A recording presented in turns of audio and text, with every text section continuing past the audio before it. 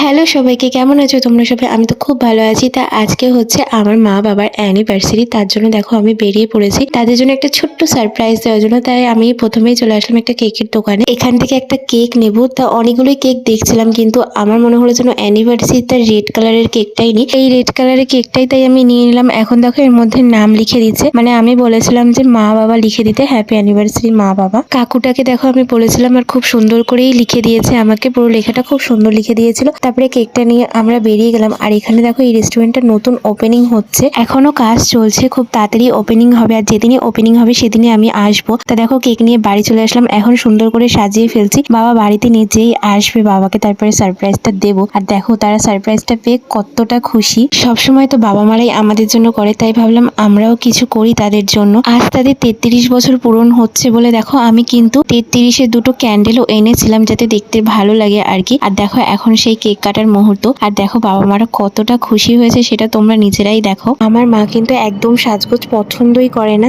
সাজগোজ করতে চায় না, বলছিল নাইটি পরেই কেক কেটে নেবে। তা আমি জোর করাতে একটু দেখো সাজগোজ করেছে, আমি নিজেই সাজিয়ে দিয়েছি। আর এই রোজটা কিন্তু বাবা নিজে নিয়ে এসেছিল মাকে দেবে বলে। আর মাকে যখন রোজটা দিচ্ছিল তখন মায়ের রিয়াকশনটা জাস্ট দেখো, কতটা খুশি। তা যাই হোক, আজকের মতন ব্লগটা এইটুকুই। যদি ভালো লাগে তাহলে লাইক কমেন্ট শেয়ার করো, আর আমার পেজটাকে ফলো করে দিও। তা আজকের ব্লগটা এই অবধি।